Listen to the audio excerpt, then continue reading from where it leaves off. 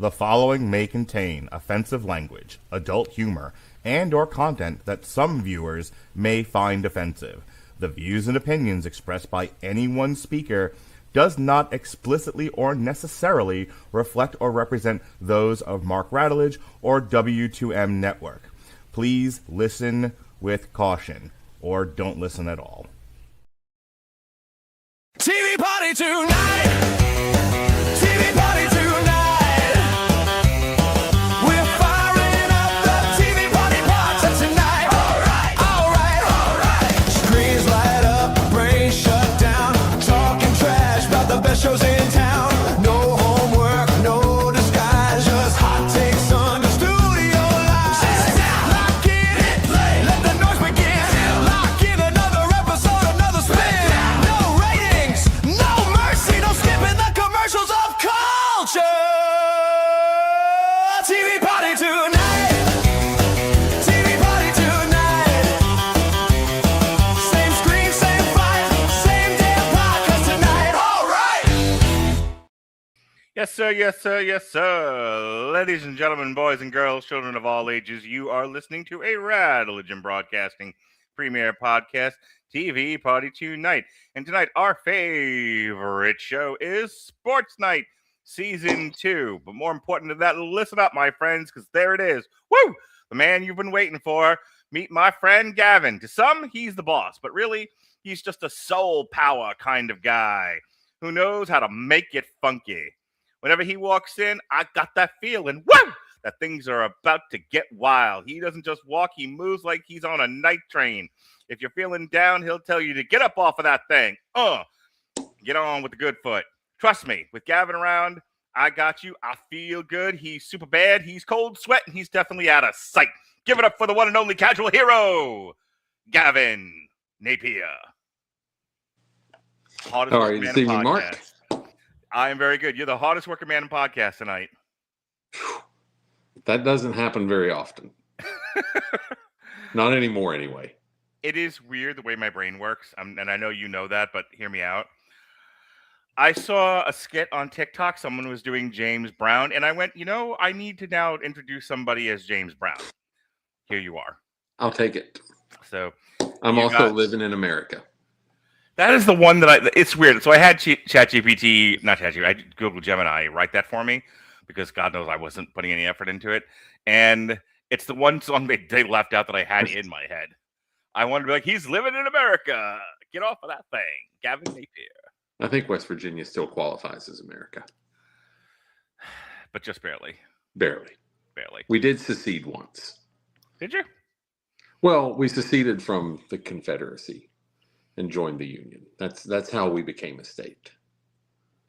Gotcha. Huh. It's American history. Yep. And grand.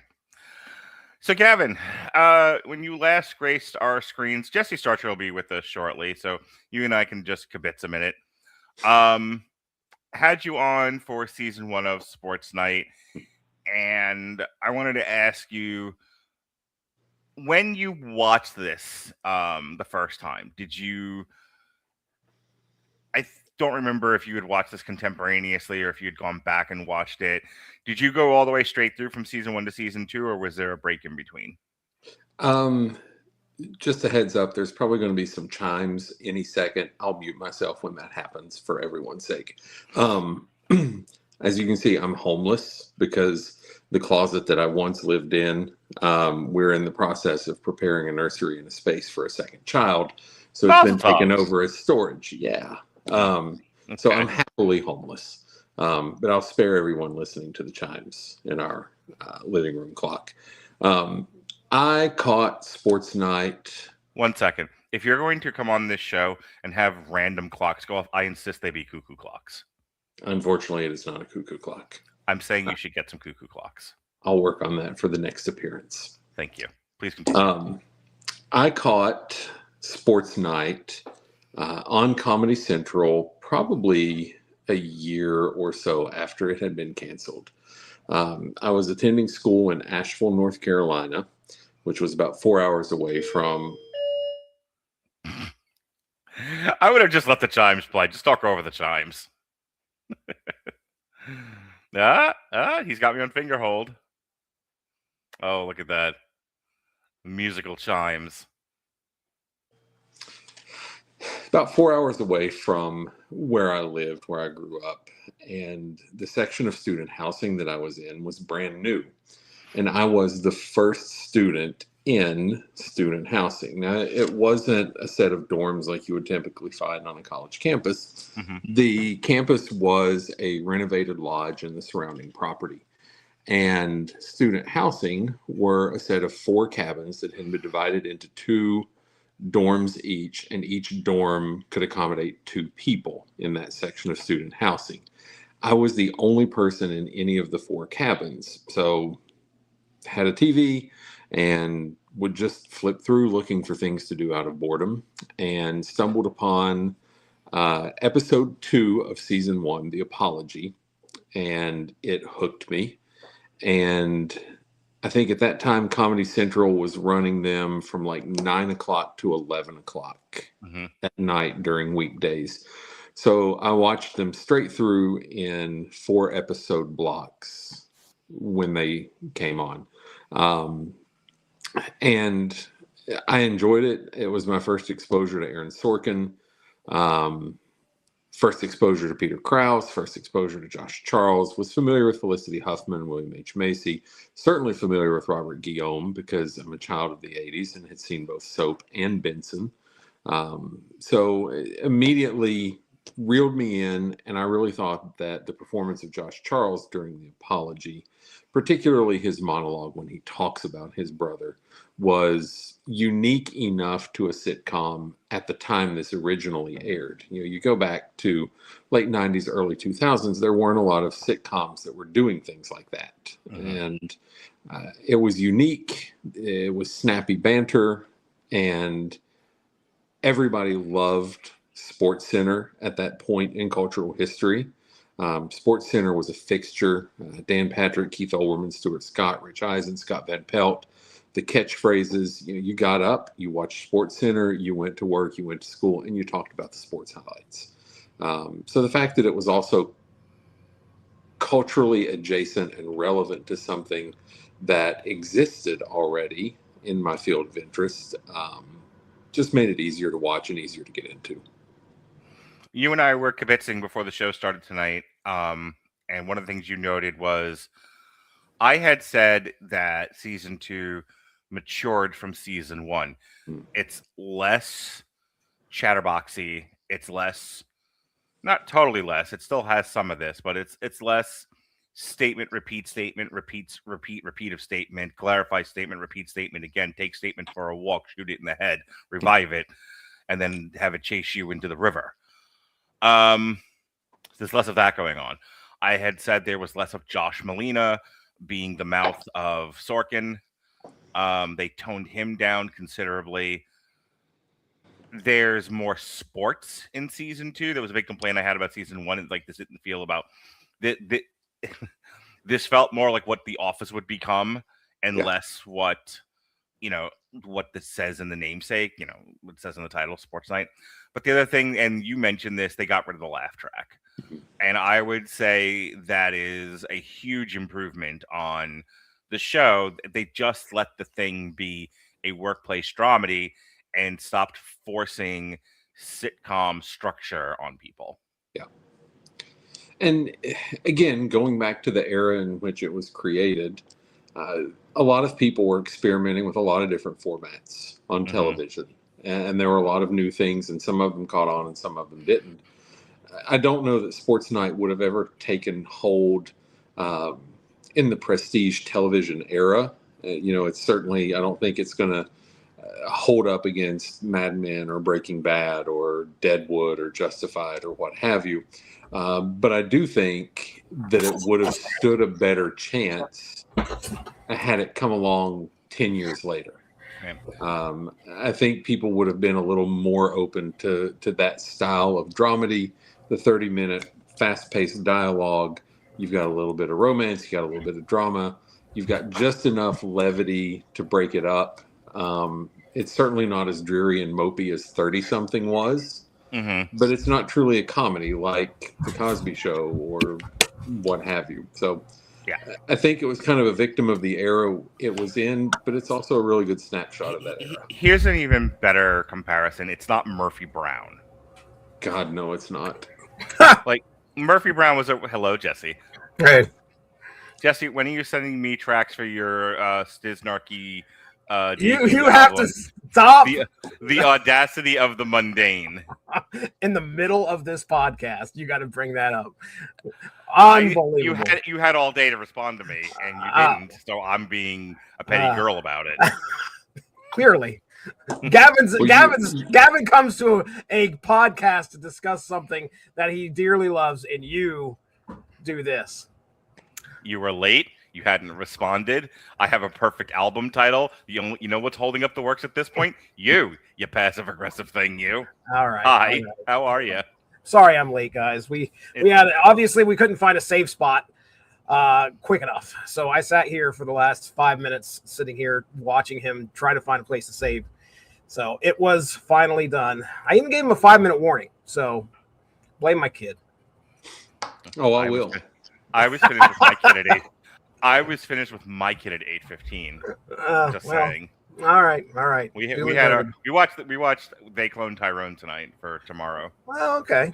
All right. So what have I missed? What are you guys? I'm about to pitch it to you, great, Jason. So Teasley's nowhere to be found. You could just let me host my show for a moment. Okay. We were talking about how this has become. We were just talking about the changes from season 1 to season 2. I'm not going to repeat the entire list, but as you were coming in, we were kind of talking about how they really shifted away from strict sitcom structure and just let the show breathe, be what it was. Right. And I was saying it's Murphy Brown, just as a point of comparison, is also a workplace comedy, but they leaned into like the laugh track, and it was definitely more looking for laughs than it was just being what it was, where sometimes it's funny and sometimes it's more dramatic. I would say even the times Murphy Brown got a bit like, I can't remember the word I was going to use, but almost sappy, especially once Murphy Brown had the kid. So anyway, I want to, now that you're here, we can start talking about the show itself. I want to talk about right off the bat, Dana and Casey, because they were doing the will they won't they last season. Then Dana and Gordon split up, and she had realized that she had realized that she had an opportunity with Casey, and she blew it. There was a whole thing with her and Sally, and then season 2 opens up, and they're ready for each other. They are hot for each other, and I really want to talk about this because I think it's low-hanging fruit to say that it's all Dana's fault they didn't get together. There's certainly a big argument for that, but I'm kind of on Dana's side, and I'll tell you why. I'll set this up, and then I'll explain why I'm going to defend Dana in this instance. The one time I'll defend a woman, and then I can let you two tell me I'm wrong. And you two can be the misogynist for once. Isn't that exciting, Gavin? Are you ready? Very. So Dana realizes very early into their potential courtship that Casey went from being married for a very long time and ending in a bitter divorce to kind of nothing and having a friend with benefits with Sally, and then was about to jump into what would have been a long-term committed monogamous relationship with her. And she was like, and this is where I think her point is sound. She's like, you don't know what you want. You think you want me, but you really don't know. And all you've ever had is this other woman, which ended badly. For us to actually have a shot, you should go out there and date, see what else is out there, kind of, let your hair down, sow your wild oats. And then at 6 months, when you've kind of had that period and you realize what a shit show it is, what a shit show it was in 2000, never mind what it's going to become in 2026. Yeesh. Right, ladies? Anyway. And then we can get together. And Casey's like, that's the dumbest thing I've ever heard. And she's like, no, you don't understand. I want this to work. But it won't work if you don't understand what it's like to be with other people. And you're just jumping basically from one marriage to another. I see Dana's point. Like, I talk about this with people all the time, that, if you don't go through the proper development of teenagerhood, sorry, I hit a button, of teenagerhood, and like figure out your personality, figure out your likes and dislikes. By the time you become an adult, you've heard many a middle-aged woman go, "I don't know who I am without my children. I don't know who I am without my husband. I have no hobbies. I have no interests. I have no personality outside of mom." Like, it goes the same for men too. If you don't have that stuff kind of figured out, you go into adulthood, and then without responsibility and the people around you, you're just kind of an empty husk of a human. So I don't think Dana totally handled it right, but I at least saw where she was coming from, Gavin. What are your thoughts on the Casey Dana thing, which will end badly for the two of them, but we'll get there when we get there. If I want a cheeseburger from Wendy's, I don't need to eat a cheeseburger from McDonald's and from Rally's and from Burger King and from Jack in the Box to figure out that I want the hamburger from Wendy's. I can just go to Wendy's and get the cheeseburger. Mm-hmm. If you know what you want, you know what you want. If it ends poorly, it ends poorly. But the idea that you have to go sample the menu at a dozen other restaurants over the next 6 months before you can just get the cheeseburger that you want, it's ridiculous. Right. And I think now that we are comparing living, breathing human beings to food, I think I fulfilled the misogyny part of the directive here. Good work. Because in your analysis, no one's eaten a cheeseburger before, by the way. Right. Or they've only had mom's cheeseburger, and now they're experiencing fast food. Sure. But the idea that you can tell someone you don't really know what you want, it's a little arrogant. It's more than a little short-sighted. Mm-hmm. And maybe you're not what that person wants. But that's not a good reason to tell them they can't have or try to figure out what they want. So I thought it was ridiculous, and I think they both got what they deserved. What are your thoughts, Jesse? I'm sorry, I know you were done. No, I was just going to say, she had to watch him move on, and he got freedom. Let me get there, but I said I saw where she was coming from. I didn't say I completely agreed with it. I saw her logic. I explained her logic, I think, well enough. That doesn't necessarily mean I think she's like not a dope. Anyway, to you, Jesse. Well, I'm probably the least experienced guy to ask something like this. With your dating history? Why would you say that? Since I married the woman that I dated in 92. But yeah, I completely agree with Gavin here. The whole 6 month thing irritated me. Like, oh, you got to take 6 months and figure out what you want. And we knew what was good for both of them. I didn't understand why they had to take a break or at least avoid getting together in order to determine if they could work out or not. It's both of them wanted the same thing. And what happens is Dana, soon regrets what she did, what she imposed on him.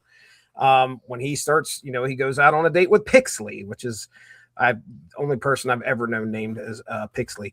Whitest female name ever. But it irritated me. It didn't make a whole lot of sense. And I understand this is the big city life. So maybe this is something that, she knew. And again, not the most experienced here to talk about dating other people, because I didn't do much of that before 8th grade. Well, let me say this. I have done a fair amount of dating, both in my teens, in my 20s, in my 40s. Last year, I have some experience in this, and I will say this: once you introduce more people into your circle, you lose more control over your circle.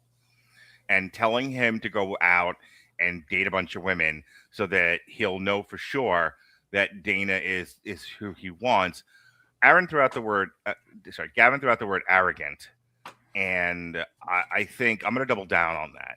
She's going to assume he's not going to find anyone better than her in a town of professionals.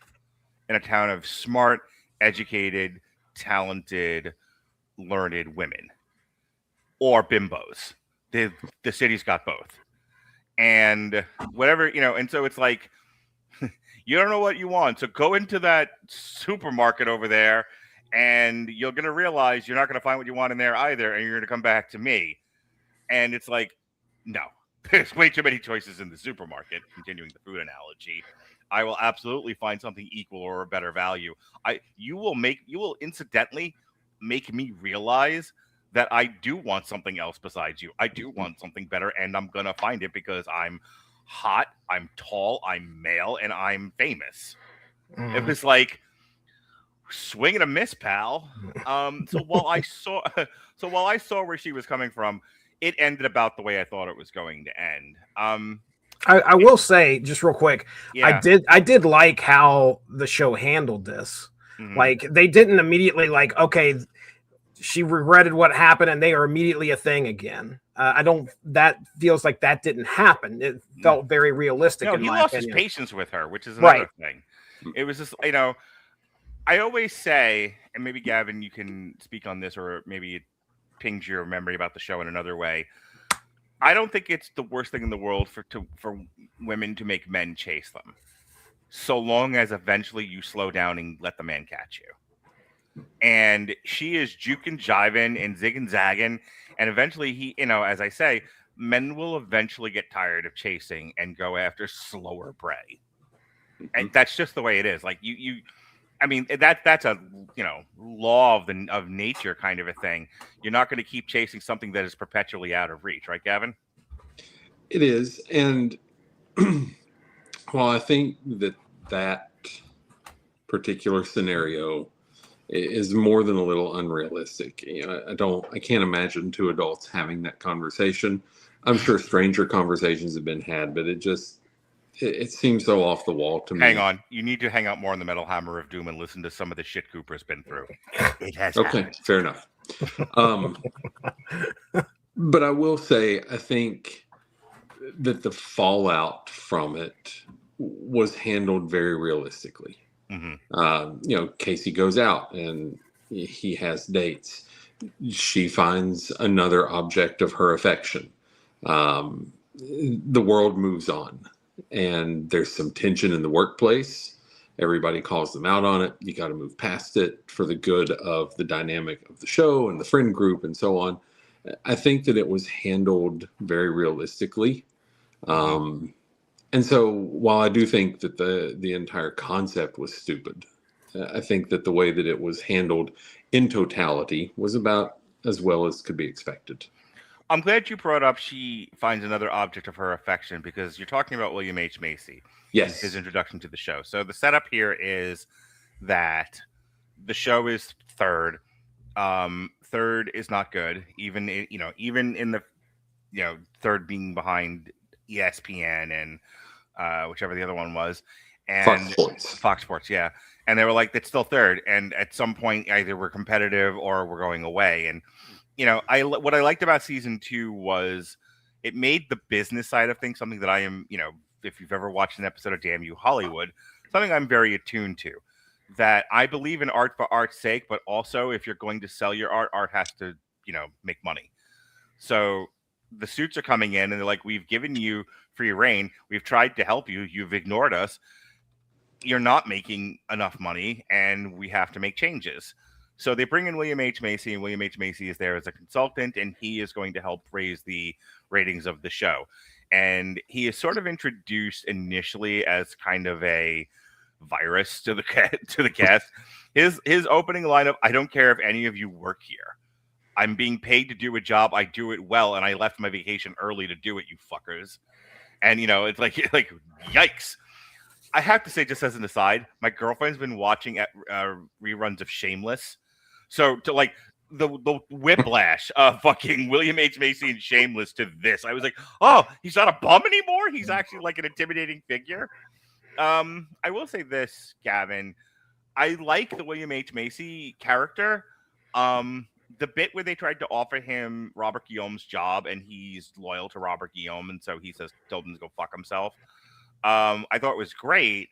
and I think it softened him a bit. And then they don't do anything with him until like later in the season. My comment about the use of William H. Macy is not enough William H. Macy. I thought he was a great addition to the show. I thought the way he was used versus hostilely, then not so much, and then at the end as Dana's love interest was all great stuff.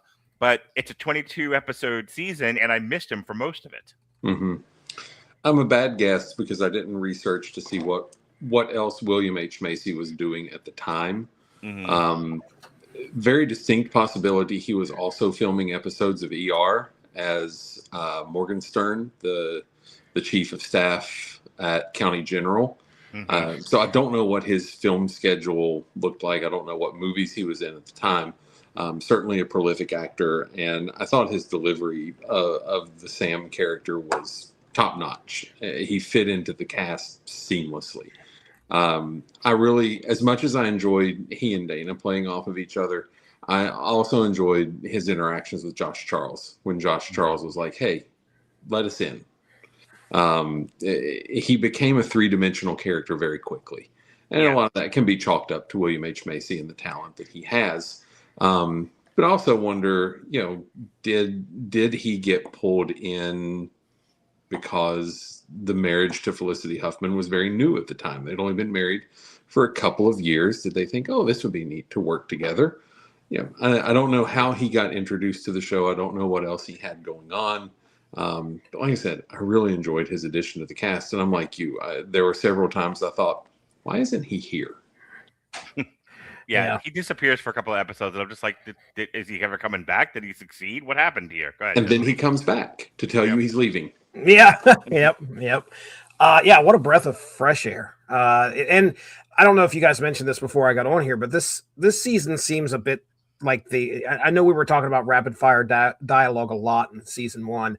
This one seems to be just paced a little bit slower. Not a whole lot. I mentioned that to Gavin. They turned down the yappity yap.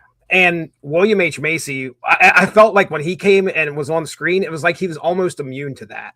I mean, he was just this presence that could be participating in your reindeer games. What I felt like. I loved his portrayal of this character. Just like you said, he could have been two-dimensional. I'm here, I'm a big imposing presence. You could be fired, blah, blah, blah. And but no, what ends up happening is we learn about him. And I don't know if you guys got the feeling about this or not, but like when he's forgetting everybody's names, is he doing that on purpose? Do you think he's doing that mess with people? That's what I thought too, because you could see the smile on his face when they left the room after he couldn't remember their name. And you're like, he is just messing with people, which again adds another dimension to that character. And then the way he handled his somewhat quick relationship with Dana, which by the way, I was not shipping those two at all.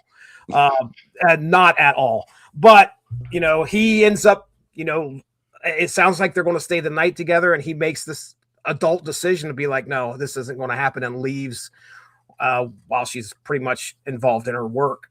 A great character. Also a great way to kind of raise tension amongst the workplace. That's a lot of what this show is about, is high stakes television, economics, and the drive to entertain and try to keep all the ratings up. That's television for you. And he's kind of there to really dial that pressure cooker up a little bit. He's also responsible for the most quotable line from either season of the show. Don't assume that just because you're talking and I'm looking at you that I'm paying attention. that honestly should be the Rattledge and Broadcasting motto.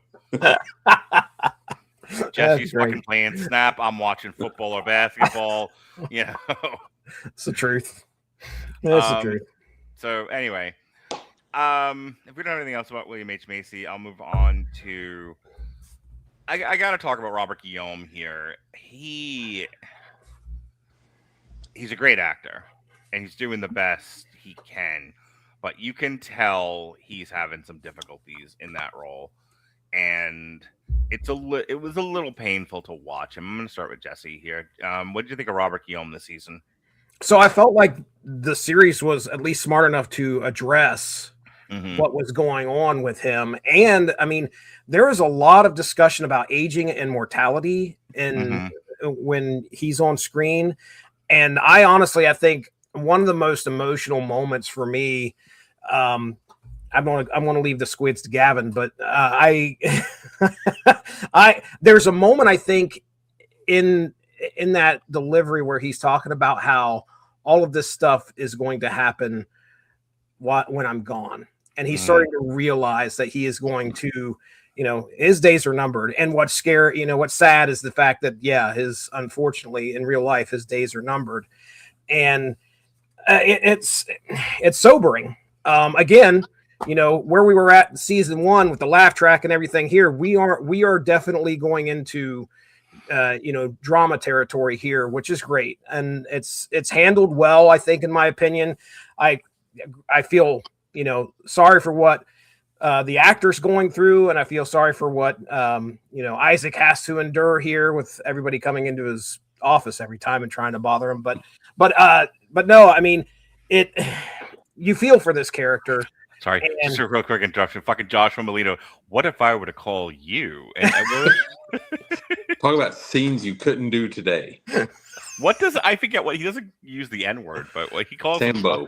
Joshua, oh my God! How many takes do you think it took to get that one right? Because he couldn't say it or laughed every time. Like, what if I were to call you Sambo? And Robert Guillaume, in the best take they had, has to stifle a fucking laugh. Mm-hmm. Yep, that's good shit. Yeah. I mean, again, I don't know what other roles he has after this, but his addition, or what I should say, him being there for both seasons. Actually, his dramatic return in the second season, being able to see him was great. But yeah, I loved how they handled what happened with him and made it a part of the story. He is the heart of the show.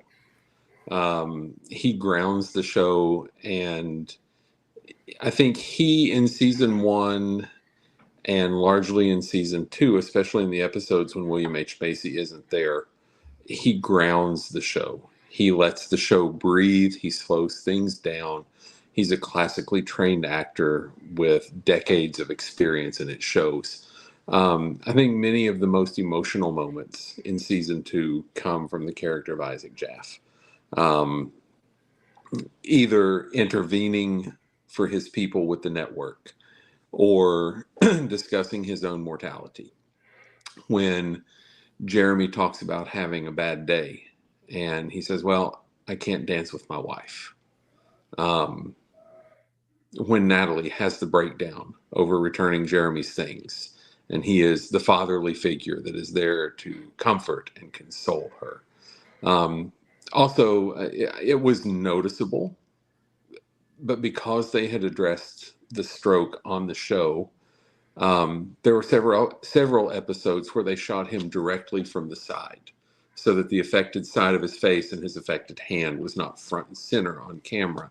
And so they gave him the dignity of protecting him through the way they filmed. This essentially is the end of Robert Guillaume's on-camera career. He has an appearance on a single episode of CSI. He has a couple of other one-offs, and he does a lot of voice work for Disney as the voice of Rafiki, either on cartoons or in like the Kingdom Hearts video games. So a lot of voice work after this, but this is essentially the end of his on-camera career.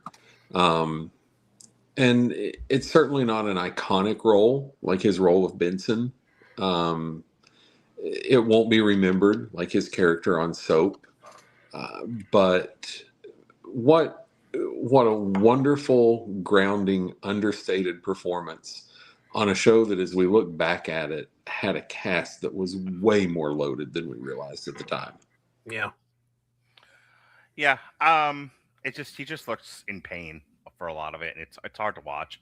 But the stuff with Natalie, like you said, is so good, and him as that elder, fatherly figure, that grounding stone that everyone kind of touches and clings to, because over the course of the season, Josh goes in there and blows up. Jeremy goes in there and blows up. Jeremy's girlfriend's name again? Natalie goes in there and blows up. Dana practically lives in that office and is blowing up. Like, that's an every other episode thing. I enjoyed the interactions between he and Dan. Mm-hmm.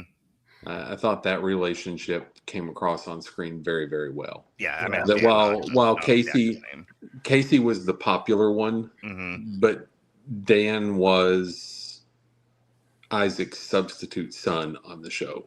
Yeah, and I thought that relationship came across very well. Yeah, Dan talks about that, like, we had a moment and all of this. It's good stuff. Yeah. So let's talk about Jeremy and Natalie. I really thought you were going to say squids. He's just sitting over there with his fingers crossed. Squids. So we are reminded just how young Natalie is, because you would. It's hard to imagine somebody in their early to mid 20s having the role that she does on that show, but God only knows when she started there. And if you go straight through, you graduate college when you're 22, so it's conceivable 4 years later with enough professionalism and experience, you might sit where she sits. So fine, it is what it is.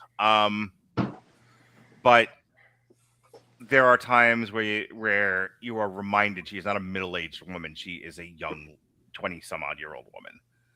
And it's hard to have this conversation with you two guys. You've never lived. But I, in my 20s, used to go dancing. I went to clubs and concerts and dated, and I tripped the light fantastic, and I painted the town red. In your 20s, you don't know sometimes. Even though you have college and you have a career and you think you know what you want, maybe you don't. And that's kind of being in your 20s. A lot of 20-year-olds now, or people in their 30s who reflect back on their 20s, will tell you that their 20s was trying to figure out what kind of adult they wanted to be, because they didn't get to do this when they were teenagers.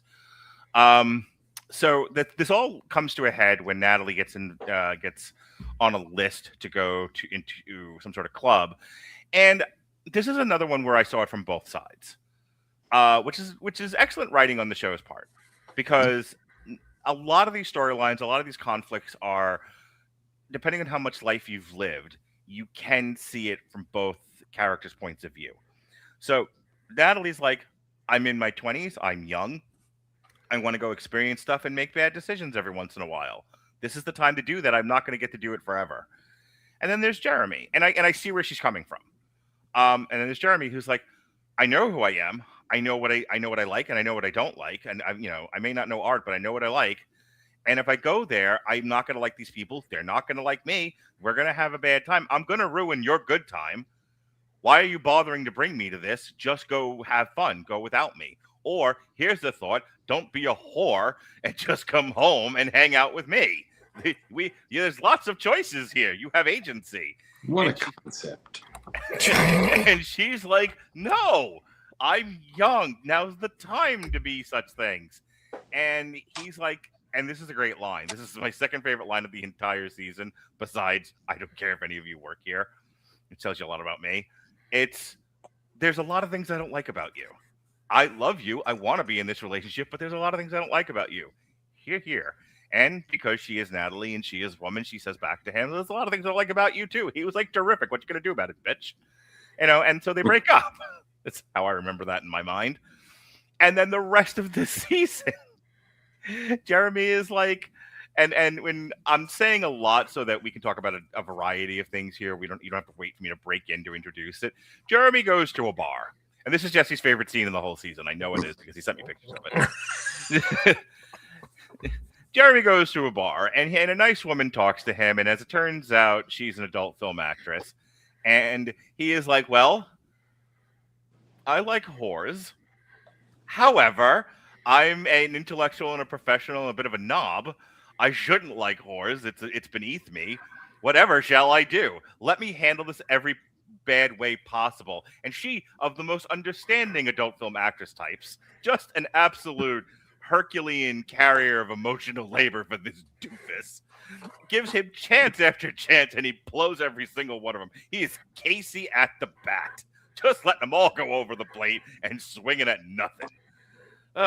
And so by the end, him and Natalie are still doing a will they, won't they, and they don't. They run out of runway. Maybe they'd have gotten back together in season three if they had one. But I am sympathetic to the breakup. I am sympathetic to the point of view on why they broke up. I, like Jesse, look at him with the adult film actress and going, this is a lot of Aaron Sorkin working out his own shit. What do you think, Gavin? I think it's very relatable in the sense that it's the one fight that gets way bigger than it should in a relationship, and it becomes a breaking point. Mm-hmm. And I think most people understand that. I think most people have gotten to the point where something that should be small and trivial and easily settled just keeps getting bigger and bigger and bigger until they let the room fill with gas and then they lit a match. Yeah. And I will say throughout the second season, certainly compared to his introduction on the show and compared to a lot of the first season, Jeremy grows up a lot in the second season. He still has his neuroses. He's still a huge dork, but he grows up a lot. And he's able to assert himself in situations that he would have been a walkover in the first season. And I think the same is true for Natalie. She's in the process of growing up, but she's not at the same place that he is. Mm-hmm. And so that maturing process is difficult. It's messy. And if you have someone that has already gone through it, pairing them with someone who is in the middle of it is almost always going to end poorly. Sure. And so again, I think what they were able to do with their relationship, like so many of the other characters on the show, they created this layered, realistic, three-dimensional relationship with relatable aspects that a large majority of the viewing audience will have gone through, and it creates sympathy, as you said, for both sides. Your thoughts, Jesse? All right. So we're going to do 3 strikes, you're out, Jeremy. This is how it goes down. Okay. Okay. Strike number 1, and I want everybody out there to listen really closely. If there's anything that you take away from this podcast, do not get into a relationship with a coworker. Okay? It's not going to end well. Usually 99% of the time, if it goes wrong, you now don't have to worry about the fact that you lost a girlfriend. You might actually walk yourself right out of a job at the same time, or you're going to want to get out of there. It's going to make things really awkward. Yeah, it definitely shatters your social structure. Strike 1. Strike 2. Sabrina Lloyd asks you to go anywhere with her. You go. Is she on the list, Jesse?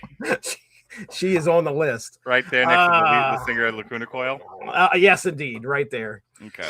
That's strike number 2. And then strike number 3, when you're down and out and you're in a bar and you find out that Jeremy is such a forest for the trees guy. Like, he's got to analyze everything and not look what exactly is sitting right in front of him and what wants to try and, this girl, I understand, adult film star, some people are going to have some hangups, but she's clearly, just like you said, very patient and also willing to possibly give it a shot and get into a relationship with this guy or just hang out and have a good time. What's the harm, dude? Instead, he's got to put every bit of, neurons in his brain to work to try and figure out, like, how can he cope with this? In Jeremy's defense, and I'm going to be the Robert Winfrey of this podcast, it is hard to want something with your penis, but know that in your heart and in your soul, it's bad for you. Mm-hmm. So, I wanted oh my goodness, what was his sister's name that he kept writing to? I cannot remember her name. Louise. I wanted a Louise letter where he's like, "Hey, Louise, dating a porn star." And I thought for a second, like, he was going to, I thought that was just going to be a one-off thing during that episode where he met the girl at the bar. But the good thing about this show is they kept it going for a couple more episodes, and he was kind of trying to make it work. But of course, then he brings her to work and he's like, "You got to lie. Tell everybody you choreograph animation." And I'm like, "Oh gosh, man. All right." So It's Strike really three. weird to say such a really cool dude be made to look so poor. Like, it's one of those where, like, how do you make yourself look even worse? If you're the kind of guy willing to date a porn star, how do you make yourself look worse? Do everything he did. Like, with dating the porn star is the least offensive thing you did. I had very little patience for Jeremy this season, and granted, yes, he did grow up a little bit. He's learning, you know, and I do like the fact that these two, Jeremy and Natalie, broke up, and she confessed her love to him at a bar, and then in the same like breath said, "I hate your guts." Very real. Ain't that love? Very real. Very real. I could not think of an more apt definition of marriage. Anyway, speaking of marriage, Gavin, I think one of the best parts of that arc was how it ended. That it took her painfully telling her story behind the veil of a lie for him to realize, oh, this is a human being. And at the point that he realizes it's a human being, she's had enough of him because she's just humiliated herself for his sake. And yeah, this is a porn actress we're talking about. This is a woman who has sex for money on camera, and the humiliating thing was having to lie for this dork. Right. That's pretty bad. Yeah. And so, yeah, again, it's one of those things. Is it a little far-fetched? Sure. But it was handled well. Yeah. And it was handled in a way that there's a lot of shades of gray there. It's not this person's right, this person's wrong. Again, you can sympathize with Jeremy and the moral conflict that he has, but that doesn't give him an excuse to treat another person as less than human. Yep. And so I thought that it was handled very well. I'd also like to talk about some subtext here because we're focusing a lot on Jeremy because he's one of the stars of the show. Could we talk about her for a moment? That she eyes him in a bar. Now, she eyes him in a bar because if not, there's no plot. I get that. But in universe, she's eyeing him at the bar, and she was like, well, here's a sad, lonely, dorky white guy. How could this possibly go wrong for me? I'm a hot piece of ass. I should be able to wrap him around my finger. He'll never treat me badly. You know? Like, oh, boy, Johnny, did you bet on the wrong horse? But I think that's very telling in the writing. You know, that I think Aaron Sorkin's sort of message to people is just because you dress us up nice and give us lots of money and talent and smarts, doesn't mean we're not bad people or capable of very bad things. With the you know, the road to hell is led with you know, the best intentions. I think is something like that, how the phrase goes. And that's why I felt bad for her. Like, of all the characters that have come in and out of Sports Night, her story, and I swear it's not just because she's a pornographer, you know, a porno actress, though I'm sure that'll be said of me. I really did feel the worst for her because of that. Because I caught that, like, why else would she talk to him except that he seems safe? And even the safest guy in the bar is capable of high levels of douchebaggery. And it's like, you know, this is why some women think you can't trust men, because even the nice ones are shitty. And I think if it were done today, it would be written poorly, that very same arc. I think it would be a lot more lampshading. It would be a lot more blunt. And, you know, and at the end of it, she would have blue hair and chanting outside the fucking office with, like, you know, shit in her face.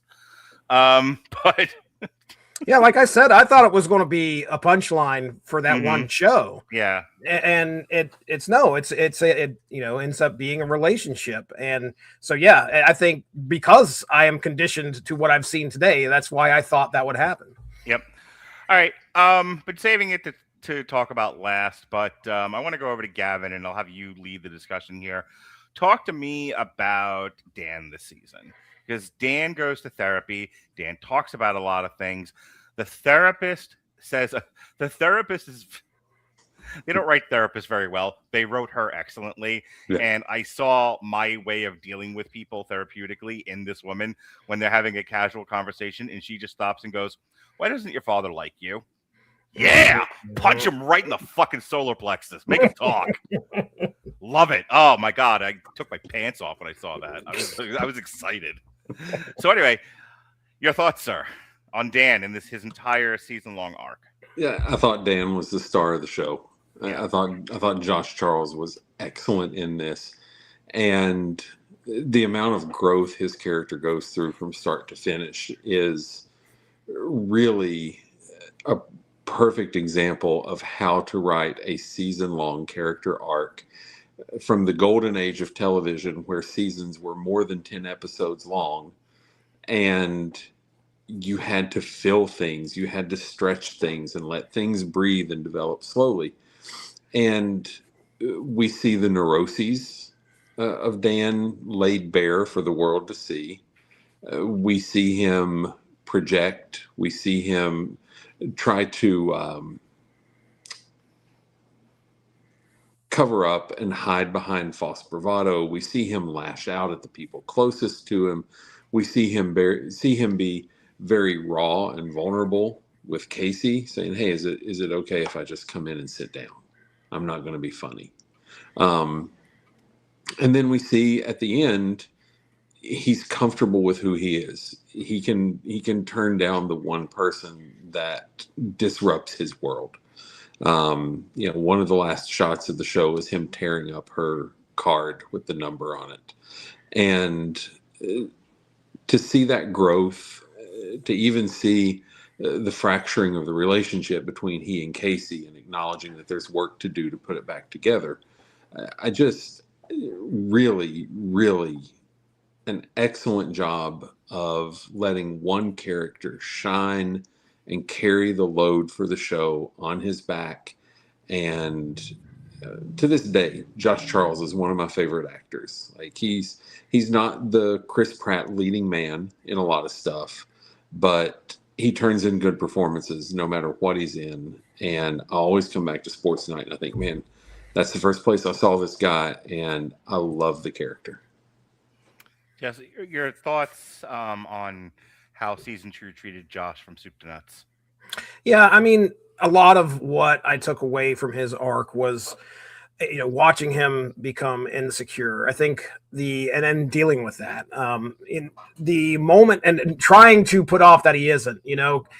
When Casey knew what was going to happen when he said, "Hey, I'm on this list, and you're not." It's like the top, hottest. What was the top sports? Most important 100 most influential people in sports. Yeah. So he's like, "Well, you're not on it." And he knew that the news was going to get to him. And Casey was like, I got to be the one to tell him. It's hard to hear that you're the Janetti. Yeah. Right. Right. So, Dan puts on like that doesn't bother him at first, but then you obviously start to see it does. The moment he has where he like just right on air kind of throws it to Casey and purposely throws him off. Sandbags. That's the word we're looking for. Right. Does and then realizes almost immediately like he regrets what he did. He knows what he did. He just hurt a friend. And so, yeah, it's good that he's going to therapy because he's got to work through this stuff. When he shows up at the therapist's office and he's starting to get, he's a little unshaven. You can tell that he's been going through it. Mm-hmm. And then finally, I love. Is it Seder? Is that the way to pronounce it? Where when they're going to have the Seder and he wants Casey to come in there and Casey's hurt. Casey's like, I'm probably not going to be there. And obviously Dan wants to take this moment to apologize, or at least, and he does it to the rest of the people, but Casey's not in there. And then when he walks out, Casey's outside and they are, they kind of bury the hatchet and they embrace and they finally, can move on. That's one thing that's, one of the core themes of this show is dealing with something and trying to move forward. And nothing, I think that was very, very evident in Dan's arc this season. And watching him, just like you said, when you compare him to season 1 to now, he's got cracks, the charming, funny guy that he was a lot in season 1. It's now he's becoming a human. He's a person that has to deal with these things. And that funny, charming thing might be a coping mechanism that he uses to deal with some of the stuff that's happened to him in the past. So again, I think that's this is 2000, right? This is 99, 2000 season, something like that. I don't know what else. I'm sure there's other things that are kind of approaching the mental health aspect of people in television at this time, but I can't think of any off the top of my head. Let me tell you how I've never really liked the way Hollywood has handled treatment in mental health. There's a few places, a few corners of the world where it was handled appropriately and it looks somewhat real. This was one of them. Mm. The way she handles him, the way a very masculine male, sports-oriented masculine male, successful, good-looking, suave masculine male walks into an office and says, I'm hurting, I am in pain, I'm hurting people around me, and I don't know what to do with all of this negative energy. Help me. But he has no language to say that, so he says it the way this character does. Mm-hmm. Where he's half flirting with her. It's like he's literally like, I don't know how else to get your attention, so let me be kind of a toxic douchebag and hope you see through me. Now, one episode when he shows up at her door, he's like, "This isn't going to be a session." Yeah, and this turns into a session. He might as well have pulled up his skirt and showed her his leg. I was like, I know what you're doing. And not a session.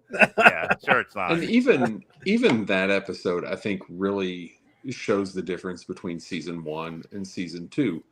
Because in season 1, every time they focused on an individual athletic accomplishment, it was the triumphant running of a marathon by a man who had been persecuted politically and had his legs broken. It's someone overcoming the odds.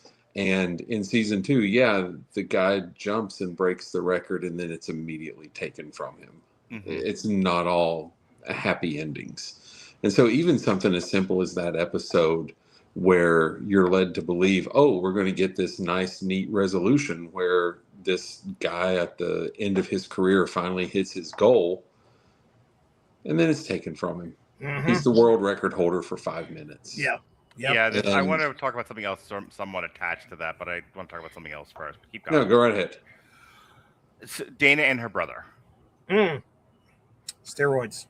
Yeah, I think we talked about this in the first season. I know we talked about like the John McCain steroid thing and all of that was going on around this time, if not shortly before. Steroids in baseball, the home run race and all of that. So Dana's brother is caught taking steroids, gets suspended from football, and Dana is like freaking out, and she is reminded that everybody in the world is telling him he's a piece of shit. Maybe you just be his sister, and she has to restrain her own, self-restraint. I think is a lost art in today's world, and it was nice to see. An understatement. I am subtle, Gavin. Subtle is my middle name, as is Taven. And it was nice to see self-restraint written in a Hollywood sitcom. As Dana has to realize that, it ain't always about you. Sometimes it's about what's good for your loved one, and you have to, stifle yourself. It's not the end of the world if you have to swallow some of your negative energy to help a loved one. You won't die, contrary to popular opinion. And that's what she does. She takes the good advice of her coworkers and she consoles her brother, after giving him a bit of a tongue lashing. And then she's just like, all right, I'm here for you. And I thought that was great. What did you think of the steroid bit there, Jesse? So, I mean, when you look at another thing that this show does well, the media, television, internet right now, it's all about headlines, newspapers. It's a headline. Headline. What's going to grab the attention of the reader? And then usually the reader sees the headline and moves on. What they do here is they teach you that there are humans. Mm-hmm. They humanize things. These are people that have made mistakes, and we kind of get to see the human side of like what it is to realize like, oh, I just made the biggest mistake. I'm a headline. How am I going to have to deal with it? How do I, and Dana's. Hang on, correction. It was me and Jason talking about the program where I brought up the steroid thing because what you're talking about is what Jason and I talked about. Keep going. Gotcha. But yeah. I mean, that's kind of what I took away from that. The fact that, oh my goodness, steroid scandal. Here's 11 names. All you see is the 11 names. Yep. And you don't know who those people are. And I say know who those people are. And we get to see, Dana knows her brother and knows he messed up. And instead of giving him, just like you said, a tongue lashing, she's got to be there for him. And that's powerful. Yep. Your thoughts, Gavin? I enjoyed it. Being an only child, I can't say that I truly understand the dynamic within a family and siblings. But it certainly made for good television. And Felicity Huffman is a good enough actress to deliver it convincingly. Her brother certainly looked the type of the big dumb steroid galoot. And I thought that was also a shift in her relationship with Casey. Because at that point they were still being very antagonistic to one another.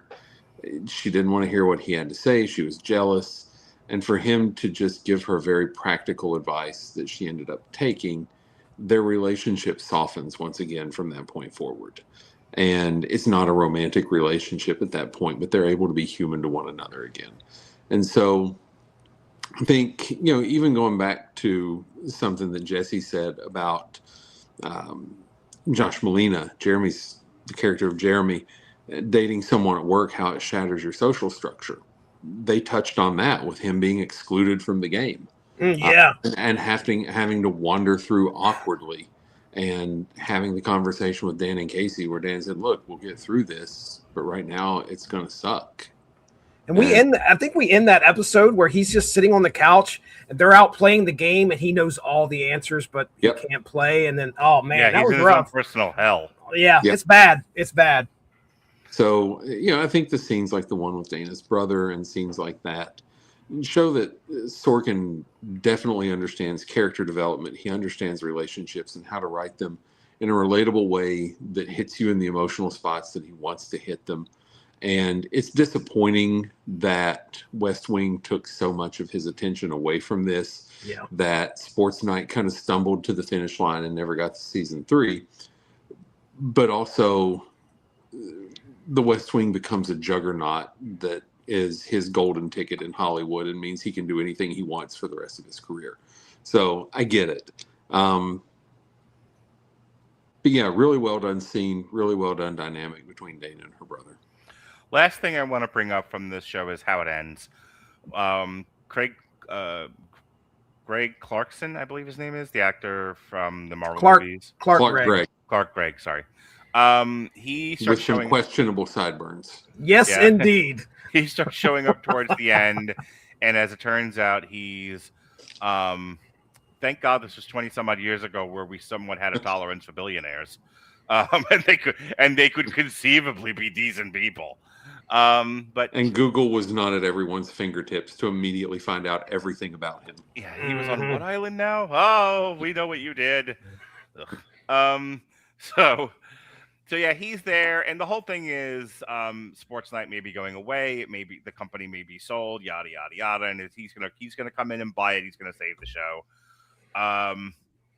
But while that's happening, there's a debate over whether or not Casey, Dan, and Dana should all go to LA and jump on a new show, rebuild. So I don't have my thought about this is, as a series conclusion, I thought it was fine. It kind of reminded me of the end of Fuller House, though.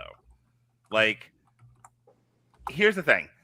If you don't know if you're coming back or not, and you kind of need to leave it, you want to kind of do an Oz where you could continue if you're demanded you come back, but if you got to leave it here, this is fine where you left it. Mm-hmm. I think it largely succeeds at that. If they know that this is coming to an end, it kind of reminds me of the end of Fuller House, like I said, where everyone has a good conclusion and then they fuck it all up at the end, and the girls all move back into the same house. Like, I want to stay. I don't want to go and be a human and evolve. Like, ugh. Pat and I pissed as hell at the end of Fuller House, just to let you know. So it kind of my opinion of the end kind of depends on what the actors knew and the writers knew at the time. But that's really it. I like Dana, Felicity Huffman, and Greg Clark had good chemistry. You know, he's a really good actor, and he's very unassuming and warm.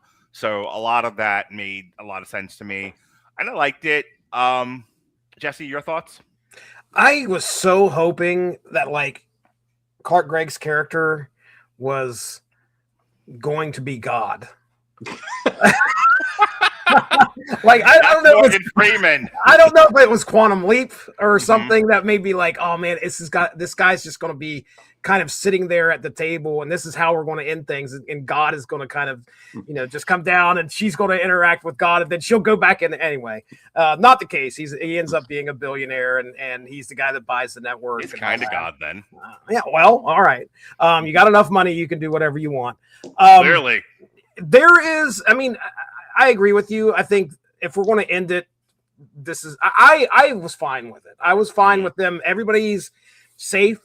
Everybody can. This family can remain as long as they need to, and we go on about our lives, and everybody's happy. It's a happy ending.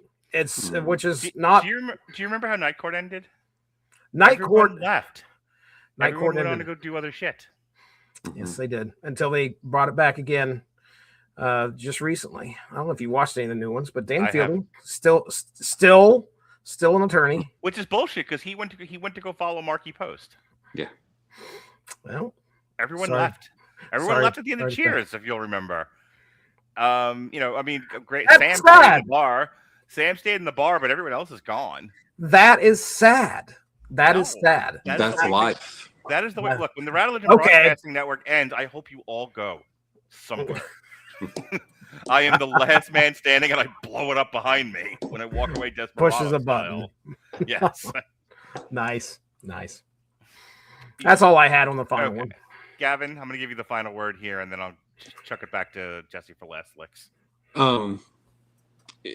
For as much as we talk about Josh being Jeremy being the self-insert for Sorkin, I feel like the whole final episode is kind of self-referential. I forget the actual term, quo, vo, whatever. But it's Latin for where are we going? And there was uncertainty about the end of the show, whether it was the end of the season, if it would be renewed or not. So you have that little wink and nod. But then there's also a line from Clark Gregg's character that says, if you can't make money with sports tonight, you should get out of the money-making business. And as soon as I heard that, I thought, that's Sorkin delivering a message to the network. Yeah. Like, even though his attention is elsewhere, he's still very proud and protective of this show. And so it hit me immediately. Is it a little kitschy? Is it a little too on the nose to have somebody swoop in and save the day as a mysterious benefactor? It is, but also it's still television. And for all of the realism and all the layering that you see in the characters, it's okay for it to still just be television. As I mentioned to you, Mark, am I sad that we never go back and get to revisit these characters? I am. I think there was a lot of meat left on the bone. But at the same time, as I told both of you, I really don't know what you would do. You would have to continue to bring in outside romantic interests for people. Yeah. Because there's only so much of the hokey pokey that you can do with the cast of characters. You'd have to do what they did with The West Wing. They'd have to keep bringing in new actors. Yeah. And it's certainly something that Sorkin is good at, and he's able to weave people in and out. And so I'll trust that he would be able to do it. But knowing that the 45 episodes are all we got, they're a satisfying 45 episodes. I'm picturing people, there's various actors in Mandyland, and in this alternate universe where Sports Night exists, there's other actors from Sports Night meeting other actors of the West Wing in Mandyland, and one of them says to the other, "First time? No, it's not my first time." But it'll never be truly a comfort show for me, like Ted Lasso or The Office or whatever. Mm-hmm. But it is something that I do like to go back and just dip my toes in from time to time, get the snappy banner, revisit some of those more emotional moments. And, you know, as Jesse was talking about them not knowing, is this the end or not? It reminded me of Parks and Rec, because there's about 3 seasons in a row on Parks and Rec. Whereas the show's going off, you're like, that really felt like a series finale. Community. God, there's a series that ended 3 seasons too late. Still waiting for the movie. But, you know, sports night is always going to be not a guilty pleasure, just maybe more of a hidden pleasure for me, because it doesn't have the big cult following, even for a Sorkin show. Even with the cast that it had, you really don't hear people bring it up very often. But I'm glad you guys watched it, and hopefully you don't feel like it was a colossal waste of time.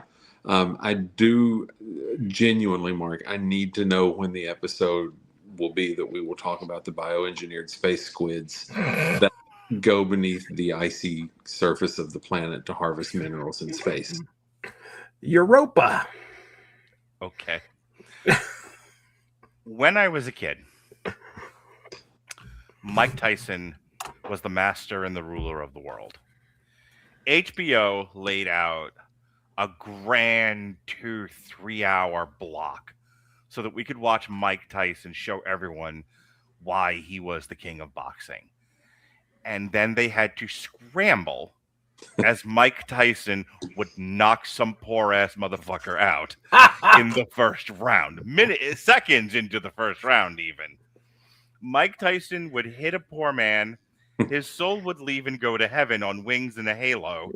And the HBO broadcast team would stand there, dick and balls in hand, and go, let's see it again for the 48th time. Who haven't we interviewed yet? Jojo the Monkey Boy is here. Jojo, what did you think of the Mike Tyson fight? I just wanted to talk about the boxing episode. Yes, Huffman. I laughed my ass off at this. You know, I've watched boxing obviously since I was a little kid, off and on. There were years I didn't watch it at all, but I certainly talked about it enough with Gavin, talked about it a lot with Pat, talked about it a lot with Robert over the years. The boxing thing where they're prepared to go for an hour or two and the fight ends in the first round. They're having to scramble to fill time. I was like, oh, those were the days, and that's why I brought up Iron Mike. Gavin? I don't know if Cutman was supposed to be a direct pastiche of Harold Letterman, but man, yeah, dude. Hey, Jim, one of these guys is going to win the fight, and the other one will almost certainly lose it. That was my favorite episode. Great just stuff. A tremendous episode, and it stands out because it shows when they wanted to be funny, they could really deeply, genuinely be a funny show. And it was such a nice palate cleanser partway through the season, a good chance to reset that even with all of this emotional stuff going on amongst the cast, they can all gather together and recognize the sheer absurdity of what just happened. And how many times, Mark, as you said, throughout the 80s and right into the cusp of the 90s, did people have the same moment that Isaac Jaffe had? What do we know in the fight? It's over. You missed. He walked right in right after it happened. Pat told a story, and I can't remember which fight it was, but his family had kept him out all night on a night that he had told him he wasn't old enough to say, leave me the home, you fuckers. He was a child. He had to go where they were going. He could not be left alone. Almost certainly the Sphinx fight. Yeah, and they get back to the hotel. They turn it on, and it's so-and-so has knocked out so-and-so. And so would begin Pat's lifelong career of crime and violence as he threw his television and his relatives through one bad day. Yeah. And that is why we know Pat as we know him today. But let me tell you how many. I think it was I think Melissa and I had gone out one night, and I come home and I'm like, oh, maybe I can catch the beginning of the Canelo fight, and what I caught was the end as they were interviewing Canelo. I'm like, oh, god damn it. Just in case you're like, oh well, that's boxing. It's not like that happens in other sports. May I present to you Exhibit A, the very first Fox fight for the UFC. Cain Velasquez versus Junior Dos Santos, the one and only fight on the broadcast. For 45 minutes, they rolled package after package and hype after hype. This was the biggest fight in the history of the UFC, bigger than George St. Pierre versus Jake Shields, bigger than Forrest Griffin and Stephen Bonner. It was the night the UFC entered the mainstream zeitgeist, and it was over within seconds. Yeah. Junior Dos Santos knocked Cain Velasquez clear into prison. I may have missed a few steps. Jesse, your thoughts on Sports Night Season 2? Is there anything else we should talk about? You guys, I didn't have a chance to do this on Season 1, so we're gonna go down through Starcher's notes.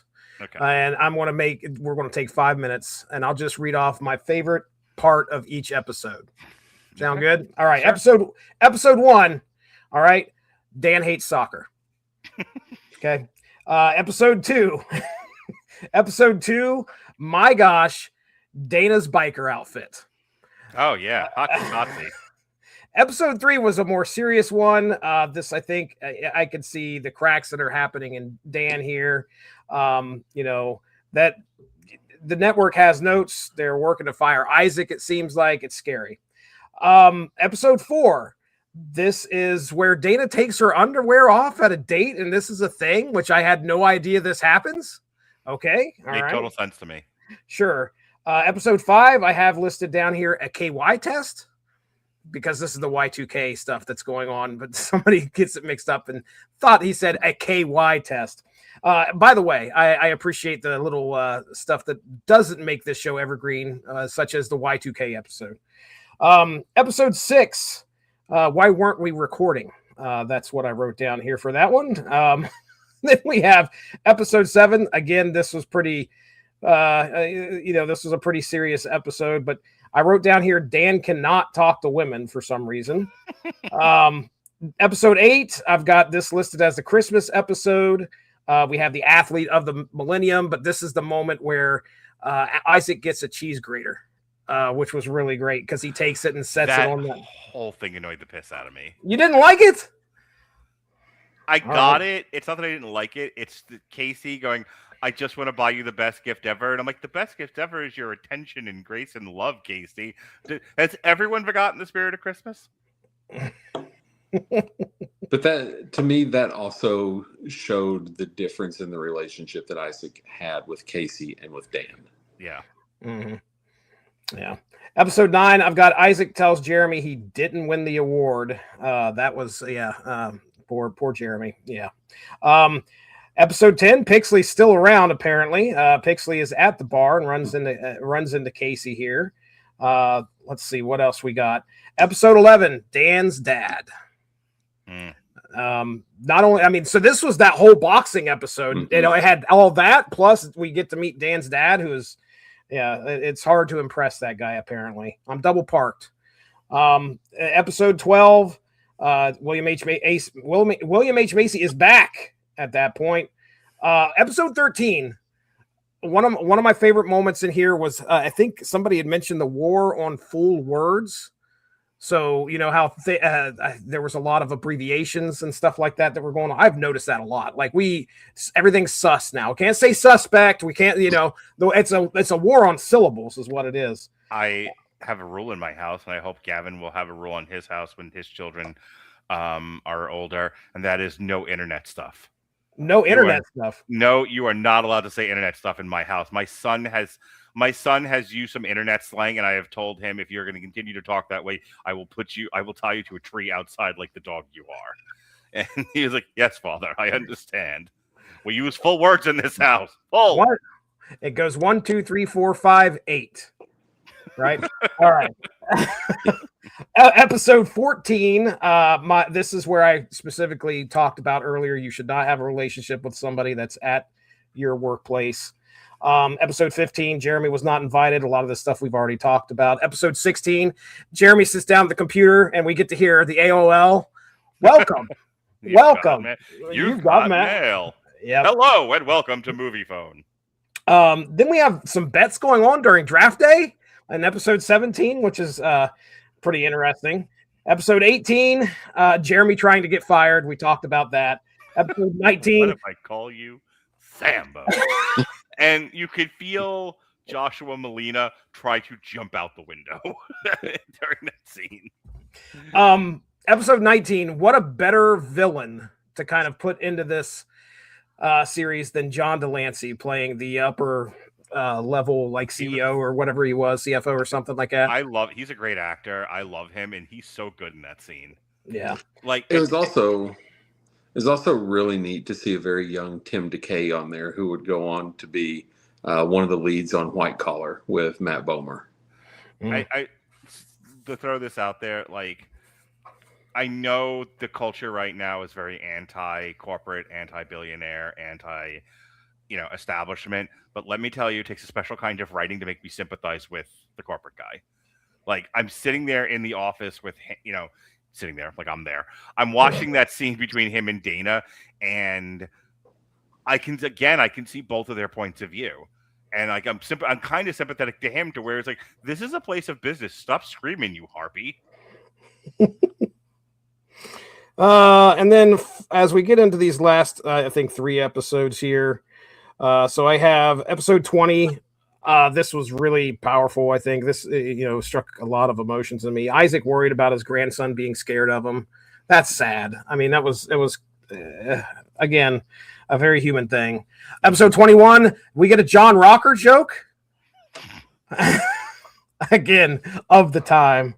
And then episode 22, a lot of this is, a lot of my notes were about like, what in the world is going on? Who is this guy? Dana's worried about committing securities fraud. But yes, everything ends up being a happy ending. So there you go. That is my notes quickly for all 22 episodes of season 2 of Sports Night. It was a lot of fun. Sports Night purchased by Shield. The end. Wonderful. Folks, when someone makes a Marvel joke, that's the phrase that pays here on the Rattle Broadcasting Network. So thank you for joining Gavin, Jesse, and myself on our review of Sports Night Season 2. Yesterday, I'll go backwards. Yesterday, Alexis, Kat, and Andrew Roscoe reviewed Fallout Season 2. Monday, myself, and I know everyone's describing the Send Help episode as quite contentious. You haven't seen contentious. Robert and I have been so much worse. That was a sissy slap fight. I fear not all is good in the lover's realm that is Robert Winfrey and Mark Radulich, as we talked Crime 101, and we had ourselves just a wonderful, lovely, romantic time talking about it. Didn't fight at all. Didn't agree, but didn't fight. Prior to that, I and Jesse did our impressions of the Twin Towers, Akeem the African Dream, and the Big Boss Man, as we took on the mega powers of Mick Wanamaker and Robert Cooper and their defense of art by humans while being attacked by our art by AI.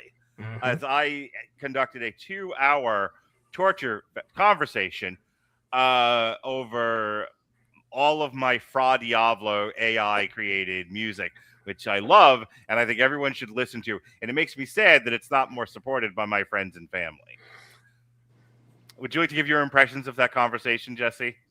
Oh, I mean, look, I didn't know how well it was going to go, but it went about as well as you thought it could, with us two talking about, hey, guys, listen to our AI albums that we made, and they're on the other end going, I don't think I'd like to listen to anything that AI made at all, ever.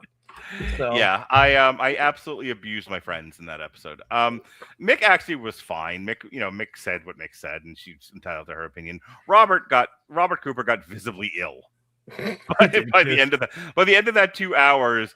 He had lost weight, his hair, he looked gaunt. He may have had the gout. It was not a good sign of things to come. So anyway, that was this past week. Next week, Monday, myself, Robert, and Jason are reviewing Psycho Killer. For those following the drama here at the Rad Religion Broadcast Network, I will not be taking my children to the psychosexual murder movie. So everyone can not call CPS on me. I looked at the parents' guide, saw this, and went, well, even I have to draw a line here. Gavin will not be taking his son either, in case anyone was worried. No, we will not be taking our children to go see Psycho Killer.